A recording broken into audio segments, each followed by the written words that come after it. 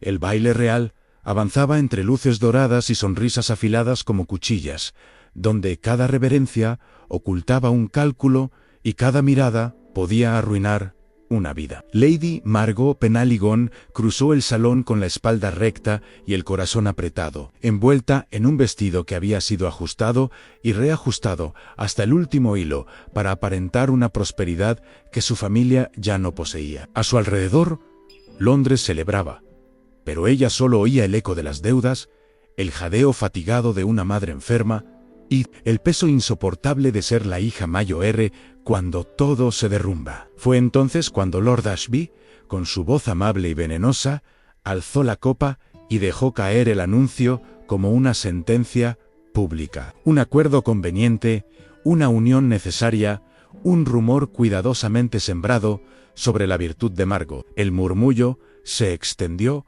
como un incendio. Antes de que pudiera defenderse, antes de que el rubor o la vergüenza la traicionaran, una figura dio un paso al frente. Lord Finian Rothmere, el príncipe, exiliado, el invitado tolerado, el heredero sin trono. Con una cortesía impecable, la tomó del brazo y la condujo lejos del centro del escándalo, salvándola de la humillación absoluta. Y sin embargo, mientras los aplausos ahogados fingían aprobación, Margot lo odió con una intensidad casi feroz. Porque necesitar ayuda era otra forma de caer. Porque ese hombre, elegante y orgulloso, representaba todo lo que ella despreciaba en un símbolo vivo de privilegios perdidos y favores negociados. ¿Cómo podía agradecerle cuando su intervención la convertía, una vez más, en una pieza movida por otros? Finian, por su parte, sintió el peso del salón cerrarse sobre él como una jaula conocida. Había aprendido a sobrevivir en ella con gracia, a negociar sonrisas por seguridad, silencios por asilo. Pero aquella noche, al sentir el temblor contenido de Margot bajo su mano, comprendió que Lord Ashby no solo jugaba con su destino, sino que había elegido una nueva víctima para afianzar su control. Finian vio en los ojos de Margot algo que no esperaba, no hipocresía ni ambición, sino sacrificio puro, una renuncia tan profunda que dolía reconocerla. Y aún así, su desprecio no desapareció.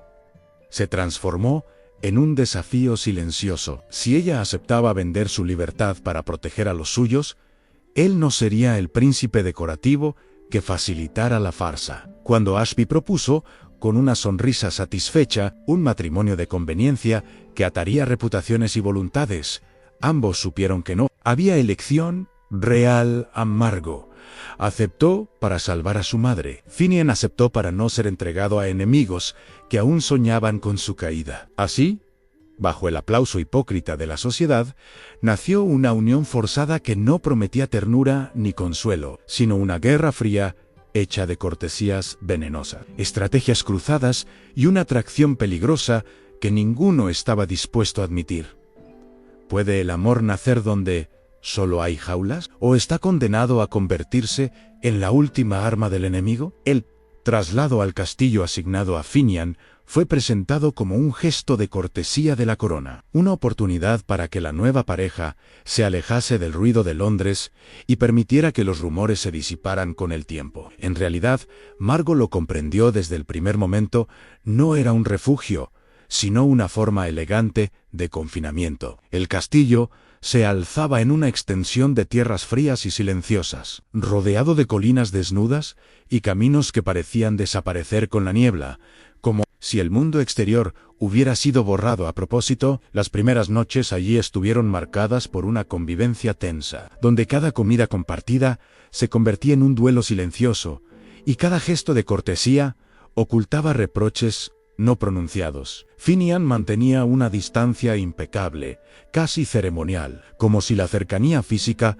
fuera una concesión que se negaba a sí mismo. Margot, acostumbrada a sacrificar sin quejarse, sentía la humillación de ese matrimonio como una herida abierta que debía ocultar incluso de sí misma. Sin embargo, el encierro forzado comenzó a revelar grietas inesperadas. Finian no era el parásito elegante que ella había imaginado. Pasaba horas estudiando mapas, escribiendo cartas cifradas y observando el horizonte con una melancolía contenida. Margot, a su vez, dejó entrever una fortaleza que iba más allá del deber familiar, una inteligencia práctica y una voluntad férrea que Finian no pudo ignorar. La guerra entre ellos no se libraba con gritos ni acusaciones abiertas, sino con silencios densos y miradas que desafiaban, como si ambos se negaran a ceder terreno incluso cuando el cansancio amenazaba con quebrarlos. La llegada inesperada de Evelyn, la hermana menor de Margot, rompió el frágil equilibrio del castillo. Su presencia,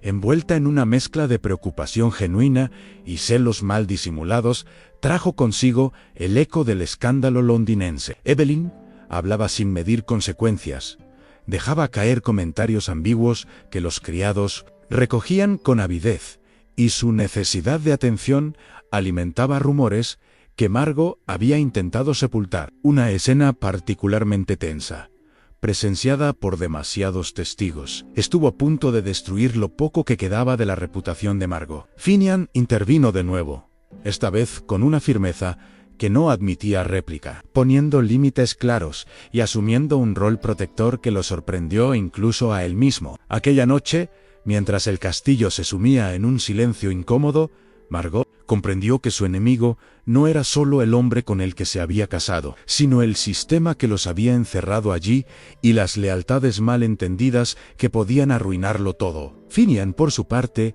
empezó a percibir a Margot no como una carga impuesta, sino como una aliada involuntaria, alguien que resistía con la misma dignidad obstinada que él había aprendido a cultivar en el exilio. La atracción, todavía negada, comenzó a filtrarse en los espacios entre palabras, peligrosa precisamente, porque ninguno de los dos estaba dispuesto a reconocerla. El castillo, que durante los primeros días había sido solo un escenario de encierro y vigilancia, comenzó a revelar su verdadero carácter a medida que Margot exploraba sus estancias con una curiosidad nacida de la necesidad. Había aprendido desde niña que los lugares guardan memoria, y aquel, con sus corredores de piedra helada y bibliotecas olvidadas, parecía susurrar historias que nadie se había molestado en escuchar. Fue en una de esas tardes grises, mientras la lluvia golpeaba los ventanales como un aviso persistente, cuando Margot descubrió el atlas antiguo oculto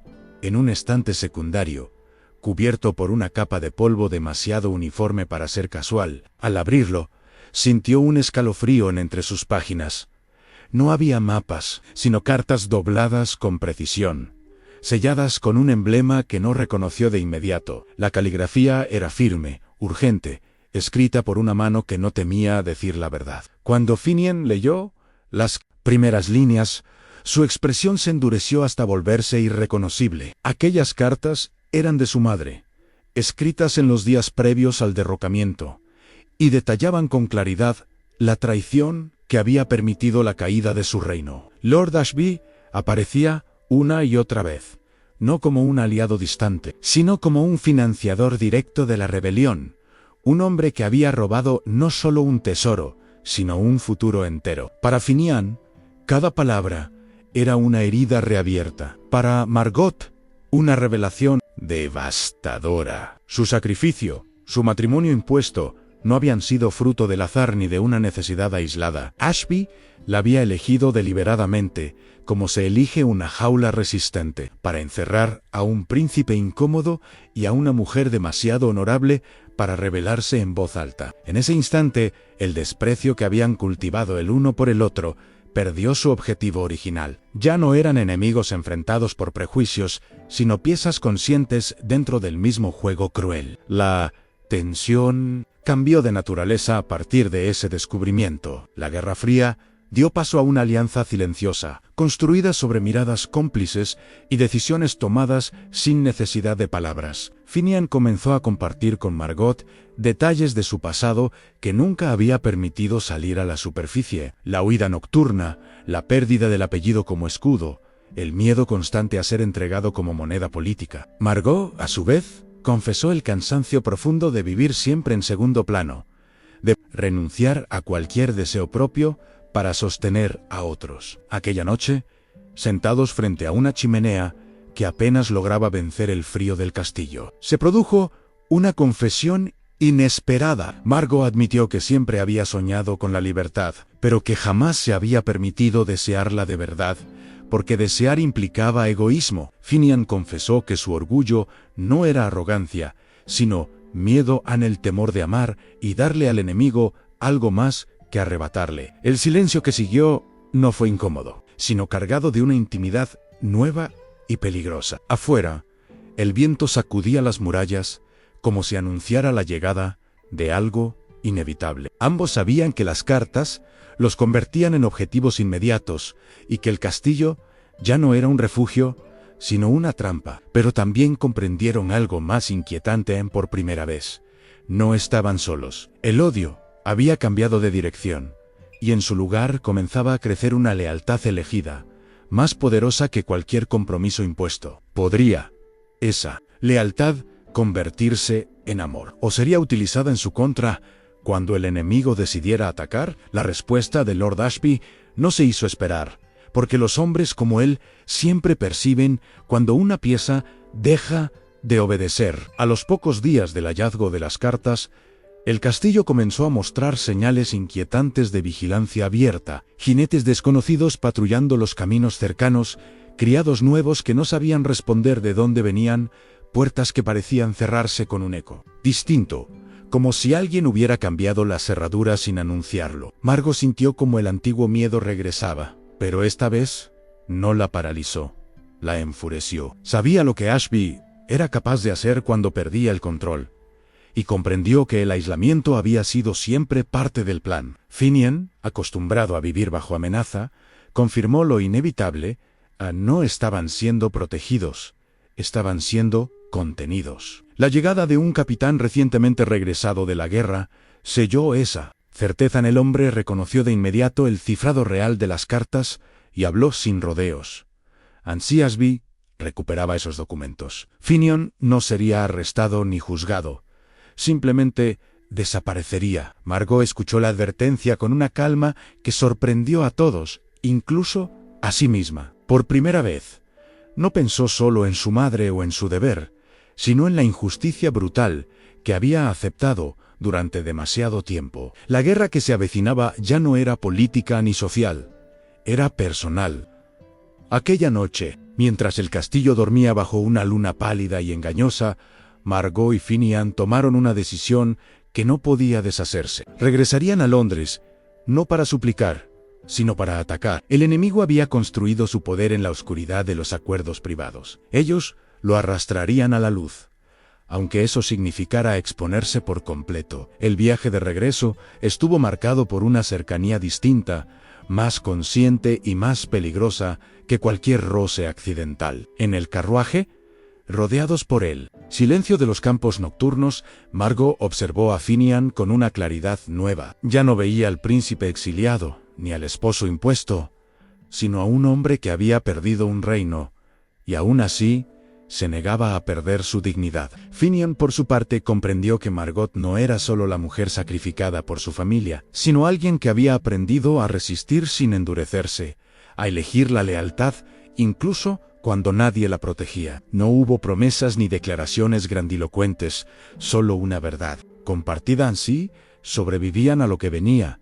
Nada podría volver a ser fingido entre ellos. Cuando Londres reapareció en el horizonte, envuelta en su habitual mezcla de esplendor y crueldad, ambos sintieron el peso del último acto acercarse con una precisión implacable. Sabían que Ashby intentaría aplastarlos con acusaciones de traición, que la reputación de Margot sería puesta en duda, y que Finian podría perder incluso el asilo precario que había conseguido. Y aún así, ninguno retrocedió, porque el amor que comenzaba a nacer entre ellos no era un refugio cómodo, sino una elección consciente, forjada en la guerra compartida. La pregunta ya no era si se atreverían a enfrentarse al enemigo, sino cuánto estarían dispuestos a perder para no volver a vivir encadenados. La reunión con notarios fue anunciada como un encuentro social discreto, una de esas veladas londinenses donde el té y las sonrisas servían para encubrir decisiones que arruinaban o salvaban linajes enteros.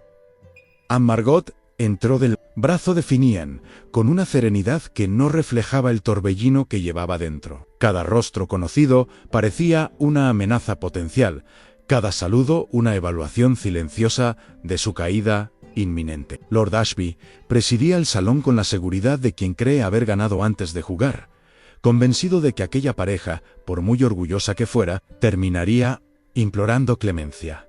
Fue entonces cuando Margot dio el primer golpe. Con una voz firme, sin dramatismo, presentó las cartas cifradas como parte de una aclaración necesaria para proteger el honor de su esposo. Finian continuó, exponiendo con precisión quirúrgica los vínculos financieros, los desvíos del tesoro real y la participación directa de Ashby en el derrocamiento de su casa. El silencio que siguió fue devastador. Los notarios intercambiaron miradas tensas. Los testigos comprendieron que no estaban ante un escándalo menor, sino frente a una traición de Estado cuidadosamente enterrada. Ashby intentó reaccionar, acusarlos de conspiración, de manipular documentos, de traición a la corona. Pero las pruebas eran demasiadas, los testimonios demasiado específicos. Cuando el capitán de guerra confirmó el cifrado y reconoció la autoría real, el poder de Ashby comenzó a desmoronarse en tiempo real. Margot sintió una mezcla de vértigo y liberación, por primera vez. Su sacrificio no era en vano. Estaba eligiendo, no obedeciendo. La caída de Ashby no fue rápida ni elegante, pero fue definitiva. Mientras los acuerdos se rompían y las órdenes cambiaban de manos, Margot recibió la confirmación que había temido y deseado a la vez. La seguridad médica de su madre quedaba garantizada, sin condiciones ni amenazas ocultas. Finian, por su parte, obtuvo asilo real sin tutela ni cadenas, reconocido no como un peón tolerado, sino como un heredero al que ya no podían usar sin consecuencias. Cuando abandonaron el salón, no hubo aplausos ni celebraciones públicas. Solo una certeza compartida: habían sobrevivido al último golpe. Días después, lejos del ruido político, Margot y Finian enfrentaron la pregunta que habían evitado desde el inicio. Ya no necesitaban fingir el matrimonio. Podían separarse con dignidad, recuperar sus vidas y empezar de nuevo por caminos distintos. Pero el amor, nacido donde más se habían resistido, no pedía permiso ni ofrecía garantías fáciles. Margot eligió quedarse, no por deber, sino por deseo. Finian eligió amar, aún sabiendo que hacerlo siempre sería un riesgo. No prometieron un final sencillo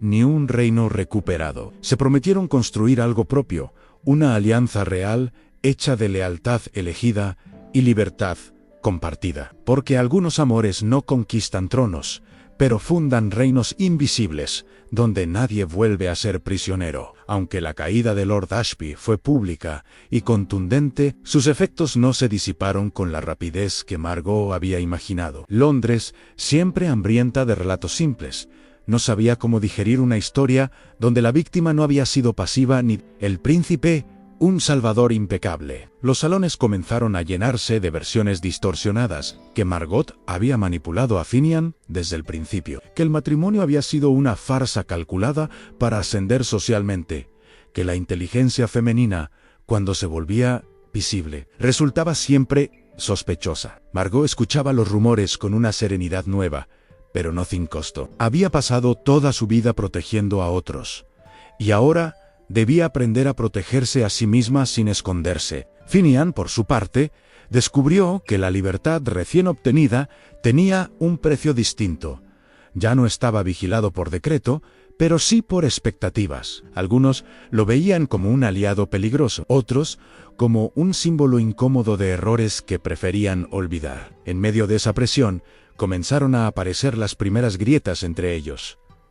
No por falta de amor, sino por miedo. Finian temía que quedarse a su lado convirtiera a Margot en un blanco permanente. Margot temía que amar a un hombre, marcado por la política, la arrastrara de nuevo a una jaula distinta. El silencio regresó entre ellos, no como hostilidad, sino como una pausa cargada de decisiones no dichas. El punto de quiebre llegó de forma inesperada, lejos de los grandes salones. Una noche, Margot visitó sola la antigua casa familiar, ahora casi vacía, donde había aprendido a ser fuerte antes de aprender a desear. Allí comprendió con una claridad dolorosa que había pasado demasiado tiempo definiendo su vida, por lo que debía evitar perder. Finian la encontró horas después, no para convencerla, sino para escuchar. Fue entonces cuando Margot habló sin reservas ante el cansancio de ser siempre la responsable, del miedo a que el amor se convirtiera en otra deuda, de la culpa que sentía al querer algo solo para sí. Finian respondió con una verdad igual de cruda, que había vivido tanto tiempo preparado para huir, que no sabía cómo quedarse sin sentir que traicionaba su pasado. No hubo promesas ni finales cerrados en esa conversación, solo una decisión compartida de no volver a esconderse el uno del otro. El amor, comprendieron, no era una recompensa por haber sobrevivido, sino una elección diaria, frágil y valiente. Y en esa elección, por primera vez, no había sacrificio impuesto, sino libertad consciente. La consolidación de su vínculo no llegó envuelta en gestos grandiosos ni declaraciones públicas, sino en decisiones pequeñas y persistentes que redefinieron la forma en que ambos habitaban el mundo. Finian rechazó invitaciones estratégicas que prometían restaurar parte de su influencia a cambio de distanciarse de Margot, y lo hizo sin dramatismo, como si por fin hubiera entendido que la dignidad no se negocia dos veces. Margot, a su vez, comenzó a ocupar espacios que antes solo observaba desde los márgenes. Habló en reuniones familiares sin pedir permiso. Corrigió cifras en voz alta cuando otros pretendían subestimarla. Y dejó claro que su apellido no era una carga, sino una historia que había sobrevivido. Juntos, aprendieron a compartir el peso de las consecuencias. Cuando una cena se volvía incómoda, se retiraban sin excusas. Cuando una mirada juzgaba de más, se sostenían la mano apenas un segundo, lo suficiente para recordarse que no estaban solos. La sociedad esperaba una ruptura elegante, un desenlace que confirmara que aquel matrimonio había sido solo una anomalía conveniente. Pero Margot y Finian no ofrecieron ese alivio. Su cercanía se volvió más visible, más consciente, no como desafío abierto, sino como afirmación tranquila. En la intimidad, hablaron de futuros posibles, sin prometerlos como certezas, una vida lejos de Londres, temporadas de viaje, un hogar donde nadie tuviera que fingir para sobrevivir. El amor dejó de ser una respuesta a la guerra y empezó a parecerse a un lugar al que se volvía por elección. La prueba final no vino de un enemigo externo, sino de la tentación de volver a viejos patrones. Cuando se presentó la oportunidad de que Finian reclamara un rol político más visible, uno que exigía prudencia, distancia y una esposa decorativa, ambos sintieron el vértigo de lo que habría sido aceptar sin cuestionar. Margot no pidió explicaciones. Finian no buscó aprobación. Se sentaron frente a frente, en silencio, y reconocieron el miedo que aún los habitaba. Ella temía desaparecer detrás de un proyecto que no fuera suyo. Él temía que amar con libertad lo dejara vulnerable otra vez. La decisión llegó sin necesidad de palabras. Grandilocuentes, eligieron un camino más lento, menos seguro, pero propio. Rechazaron el rol que otros habían escrito para ellos y comenzaron a construir uno nuevo, hecho de acuerdos explícitos y lealtad elegida. No se prometieron eternidad ni perfección. Se prometieron honestidad incluso cuando doliera, presencia incluso cuando el mundo exigiera lo contrario. Así, sin coronas ni finales fáciles, Margot y Finian se convirtieron en algo más raro y más fuerte que un final feliz tradicional en dos. Personas que sobrevivieron al sacrificio y eligieron el amor no como destino, sino como acto consciente de libertad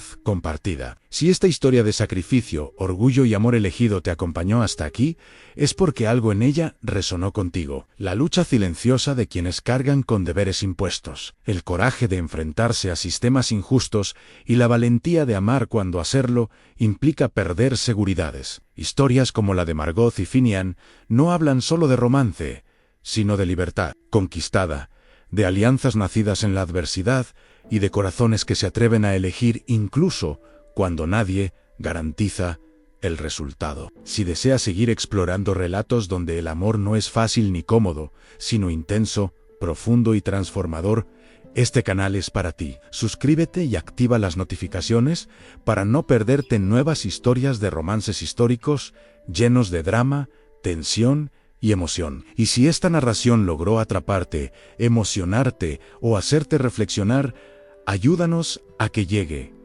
a más personas que aman las historias de época contadas con alma. Dale me gusta al video, compártelo con quienes disfrutan de romances intensos y déjanos en los comentarios qué parte de la historia te marcó más o qué tipo de protagonistas te gustaría conocer en el próximo relato. Tu apoyo permite que sigamos creando mundos donde los enemigos se convierten en amantes y donde el amor, cuando es verdadero, siempre encuentra la forma de resistir. Gracias por escuchar y por elegir quedarte hasta el final